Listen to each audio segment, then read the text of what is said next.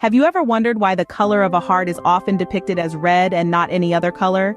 Is it possible that without realizing it, we show how much we care, feel strongly about things, and express who we truly are?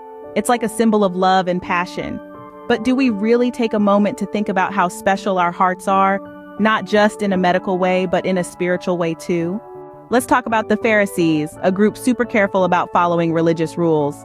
They make a great example to show how inner purity matters. These guys weren't just religious leaders, they were all about looking clean on the outside. They'd wash cups, pitchers, couches, and anything they bought from the market, following the way of their elders. But here's the twist. Jesus Christ had some thoughts on this. He wasn't against washing stuff, but he had a problem with being overly focused on it. He criticized the Pharisees for caring more about outer rituals than what's inside, like their hearts and true intentions. Our Lord Jesus Christ felt they were too caught up in traditions without really getting the core of what they were supposed to follow. Christ, in his wisdom, quoted the prophecy of Isaiah saying, "This people honors me with their lips, but their heart is far from me, and in vain they worship me, teaching as doctrines the commandments of men." He chastised them for rejecting the commandment of God to uphold their traditions. But what does true defilement look like? Jesus Christ provided the answer. There is nothing that enters a man from outside which can defile him, but the things which come out of him are the things that defile a man. He revealed that the roots of defilement touch the inner life, not the outer appearances.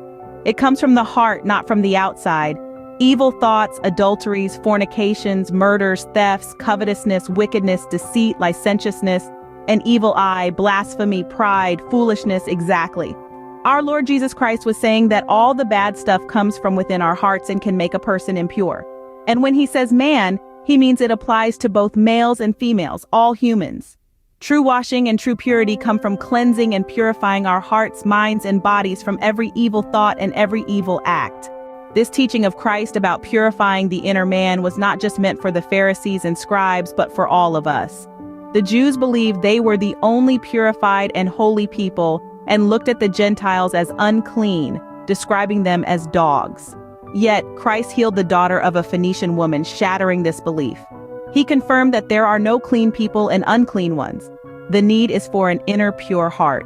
In the end, the Pharisee story reminds us that even though the world might care a lot about how things look on the outside, we as Christians pay more attention to what's on the inside, our hearts and intentions.